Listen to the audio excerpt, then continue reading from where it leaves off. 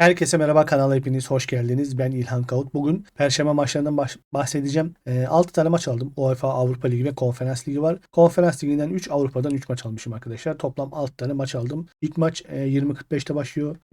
İki maç 20.45, gerisi 23'te başlıyor. Yine sırasıyla anlatacağım. Videoya geçmeden önce kanala abone olup yorum ve like desteğinde bulunan herkese çok çok teşekkür ederim. İlginizden dolayı çok mutluyum. Hepinize teşekkür ederim şimdiden tekrar. Hemen videoya geçiyorum. 6 tane maç anlatacağım. Çok uzun olmasın video. Maçlarım bunlar arkadaşlar. İlk maç 20.45 Sparta Prag Liverpool maçı. Hemen ilk maça geçelim. Liverpool'un oranı düşük, favori gösterilmiş Liverpool, ama şöyle bir durum var arkadaşlar. Ben Liverpool'u oynama taraftarı değilim. Çünkü Liverpool'un hafta sonu City ile çok önemli bir maça var. Yani bu maçı es geçebilirler. Avrupa Ligi'ni zaten Premier Lig takımları pek önemsemez. Şampiyonlar Ligi olsa hadi neyse de Avrupa Ligi'ni önemsemezler. Yani Manchester United Mourinho ile kupayı istemeyerek yedeklere çıka çıka o şekilde bile kupayı almayı başardı. O yüzden Liverpool'un bu maçı pek önemseyeceğini ben düşünmüyorum. Yani 1.62'yi oynamayı düşünmüyorum arkadaşlar. Sparta Prag zaten Galatasaray maçında izledik. Etkili oynuyorlar.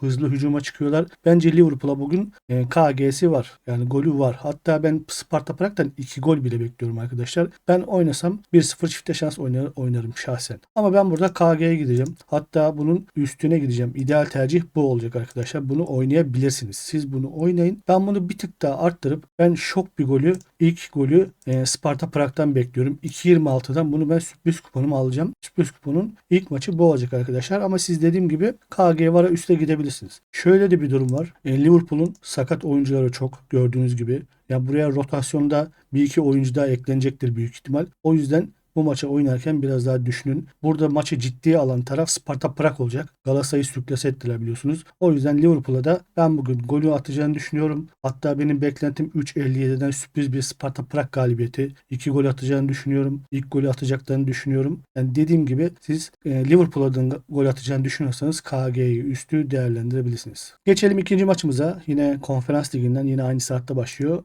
Molde Kulüp Brugge arkadaşlar. Molde'nin geçen maçını biraz izlemiştim yarım yamalak. Kendi evinde etkili oynuyor Molde.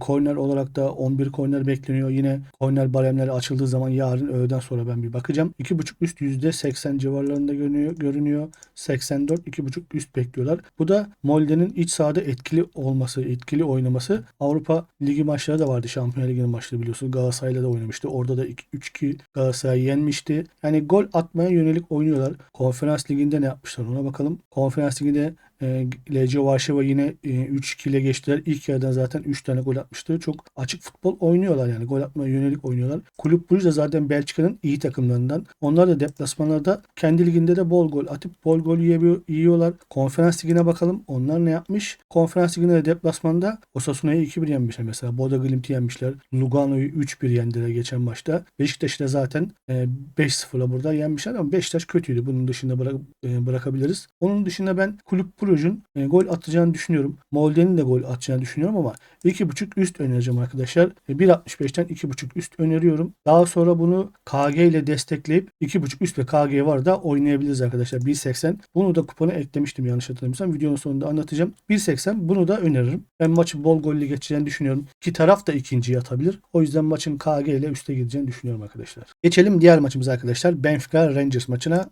Benfica Şampiyonlar Ligi'ne çok kötü başlamıştı.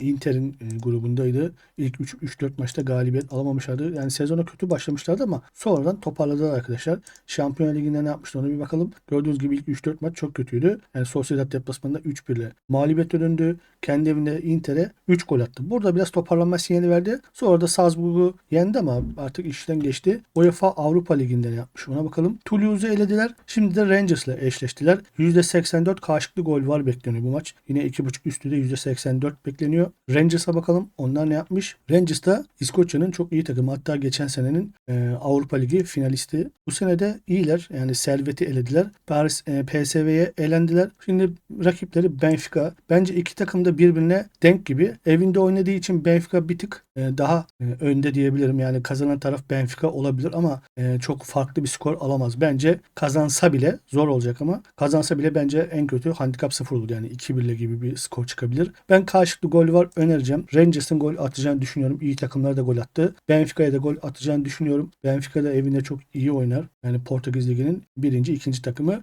Karşılıklı gol var ilk tercihim. Bunun yanına üstü de isterseniz ekleyebilirsiniz. 1.79 oranı var. Ben eklemedim. Sadece karşılıklı gol var alıp bıraktım arkadaşlar.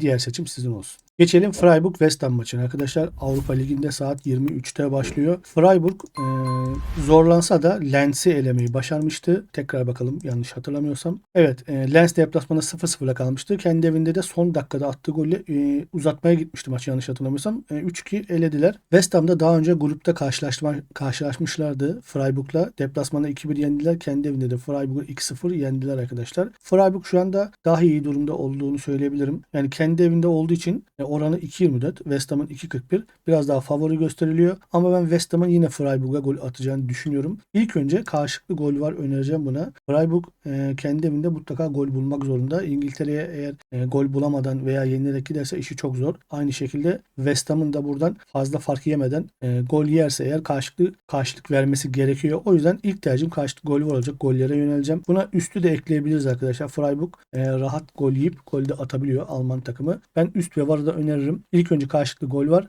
Daha sonra üst ve karşılıklı gol var olarak oynayabilirsiniz arkadaşlar. Geçelim diğer maçımıza arkadaşlar. Dinamo Zagreb PAOK'u ağırlayacak. Kendi evinde saat 23'te başlıyor bu maç. Dinamo Zagreb'i de PAOK'u da bu sene izlemedim. Ama Dinamo Zagreb'in iyi bir takım olduğunu söyleyebilirim arkadaşlar. Sert futbol oynar. Kendi evinde de güzel futbol oynuyor. Kendi liginde. Kendi evinde güzel galibiyetler alıyor zaten. Sadece 2 tane burada bir son haftalarda beraberliği var ve 3-0'lık bir mağlubiyeti var. Konferans liginde ne yapmış? Ona bir bakalım. Kendi evinde oynadığı maçlarda yine galibiyet almış. Astane'yi 5-1 yenmiş. Balkan'ı 3-0 yenmiş. Betis'le 1-1 beraber kalmış. Betis'e de yenilmemiş yani. PAOK'un maçlarına baktım. Yunan takımı. Onlar da kendi liginde bu sene çok güzel futbol oynuyorlar. Bol gollü galibiyetler almışlar. Konferans ligine baktım ne yapmış diye. Bu konferans liginde de yine aynı bol gollü galibiyetler almış. Aberdeen 3-2, Eintracht Frankfurt'u 2-1 yenmiş deplasmanda. Ben yine PAOK'un açık futbol oynayacağını düşünüyorum. İlk tercihim karşılıklı gol var olacak burada. Ama Dinamo Zagreb'i bir tık yine önde görüyorum. Kendi evinde iyi futbol oynar çünkü. Kazanan olursa Zagreb olur. Ama ilk tercihim karşılıklı gol var olacak. Zaten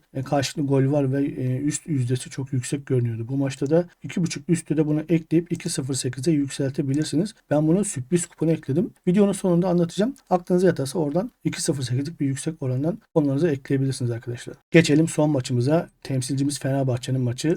San Gilio Fenerbahçe ile eşleşti arkadaşlar. Çok zor bir rakip bence Fenerbahçe için. Eşleşebileceği yani en kötü takımlardan diyebilirim. Şuraya baktığımda konferans liginde gelmesini istemeyeceğim tek takım diyebilirim. Yani Servet gelseydi 10 numaraydı. Yani Olympiakos bile gelseydi bir nebze anlardım. Burada Sturm falan var. Bunlardan biri gelseydi çok daha iyi olurdu. Yani Fenerbahçe'ye gelebilecek en kötü takım Aston Villa'dan sonra ne bileyim Kulüp Brugge'dan sonra bize ters gelebilecek bir takım. Çok kötü oldu. Sağlam bir rakiple oynayacak Fenerbahçe. Yani oranı da çok yüksek vermişler. Bence Saint Julian'ın biraz daha düşük bir oran verebilirlerdi. Çünkü evinde çok iyi oynuyor. Geçen maçta konferans liginde oynadığı maçta Eintracht Frankfurt'u ben Saint Julian'ın kazanacağını düşünüp maç sonu 1 önerdim. Burada şok bir golle başladı. Eintracht Frankfurt 10 dakikada 2 gol attı. Ama ona rağmen çok güzel futbol oynayıp ilk yarı bir tane attı. İkinci yarı bir tane de atıp maçı 2-2'ye getirdi. Hatta son dakikalarda üçüncüyü de kaçırdı. Aynı şekilde Frankfurt deplasmanında da 2-1'lik galibiyetle geldi. Yani bugün ben Saint Julian'dan yine 2 gol bekliyorum. Zaten evinde oynadığı maçlarda falan minimum 2 gol atıyor. Fenerbahçe hani deplasmanlarda falan gol yemiyor ama Avrupa sahnesi başka oluyor biliyorsunuz. Galatasaray'da Sparta Prag'dan 4 tane gol yiyip de geldi. Ve bu arena biraz farklı oluyor. Fenerbahçe'nin biraz da ligi de düşüneceğini ben düşünüyorum. Çünkü burada bir Ludogorets 2-0'lık mağlubiyeti var. Nordsjælland 6-1 mağlubiyet oldu. Şu an oynadığı takım Saint Julian, Nordsjælland'la Ludogorets'in kat kat üstü bir takım. O yüzden maç sonu 1 oynayabilirsiniz arkadaşlar. Maç sonu 1 önereceğim. Hatta ben Giuliano'nun 2 golünü de düşünüyorum. Ev sahibi 1.5 üst de isterseniz oynayabilirsiniz. Eğer Fenerbahçe 2-2'yi bulur diyorsanız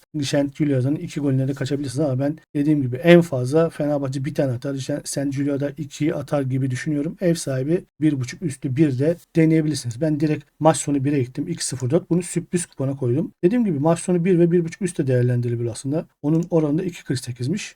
Aklınıza yatarsa bunu da değerlendirebilirsiniz. Ama benim ilk ihtiyacım maç sonu 1 olacak arkadaşlar. Arkadaşlar yine 3 tane kupon yaptım. İsterseniz dilerseniz onları göstereyim. Aklınıza yatan kuponu değerlendirebilirsiniz. İlk kuponum bu arkadaşlar. 2.42 bir oranı var. Benfica Rangers maçına karşılıklı gol var aldım. Freiburg West Ham maçına karşılıklı gol var aldım. 2.42 bir oranı var. Ama 3. maçı eklemek isterseniz ben size bunun yanına videoda anlatmadım. Ajax Aston Villa maçı var. Çok gol çıkması gereken bir maç. Karşılıklı gol var. Üst oranları çok düşük. Ben Aston Villa'nın ilk yarı gol atacağını düşündüğüm için, yani Ajax herkesten gol yediği için bu ilk yarı 0.5 üst deplasman eklemeyi düşünüyorum. Ama bu benim kuponum. Siz dediğim gibi 2 maça oynayın. İlk 2 maça oynayın. Bu da 3.41'e çıkar. Bu şekilde 3. maça eklerseniz. Ama siz dediğim gibi 2.42'yi sadeleştir. Bu şekilde oynayın arkadaşlar. Bir de biraz daha ideal bir kupon yaptım burada. Sparta Prag Liverpool maçına üst ve var aldım. Molde Kulüp Brugge maçına 2.5 üst aldım. Zagreb PAOK maçına karşılıklı gol var aldım. Bunun oranında 4.55 yapıyor arkadaşlar. Bir de sürpriz bir kupon yaptım. Avrupa Ligi'nde, Konferans Ligi'nde sürpriz sonuçlar çıkabilir de yine bir sürpriz kupon denemesi yaptım arkadaşlar. Prag'a ilk golü aldım dediğim gibi. Ben gerçekten bir 10-15 dakika içinde Sparta Prag'dan ilk golü bekliyorum arkadaşlar. 2.26 oranı var. Molde Kulüp Brugge maçına bu sefer üst ve var aldım. Yine Zagreb PAOK maçına üst ve var aldım. Bunun da oranı yine 2.08. Bir de Giuliano Fenerbahçe maçına da maç sonu 1 aldım. Temsilcimiz bugün çok zor bir rakiple oynayacak. Bunun oranı da 17.26 yapıyor arkadaşlar. İsterseniz bunu da değerlendirebilirsiniz. Burayı biraz sadeleştirebilirsiniz. Dediğim gibi maç ekleyip çıkarmak sizin inisiyatifinizde olsun burada. Bu şekilde oynarsanız 17.26 yapıyor. Şansım ortak olmak isterseniz kuponlardan birini değerlendirebilirsiniz arkadaşlar. Diyelim ve videoyu sonlandıralım. Çok başınızı şişirdim. Bugünlük bu kadardı. 6 tane maç ayırmaya çalıştım. Aslında birkaç tane daha maç var ama çıkarttım. En son biraz daha sadeleştirip 6 maçı düşürdüm. Yine öğleden sonra bir bakacağım. Eğer Cornell Baralım'da güzel bir şeyler çıkarsa yine Telegram grubunda paylaşacağım. Oraya da beklerim. Kendinize iyi bakın. Hoşçakalın arkadaşlar.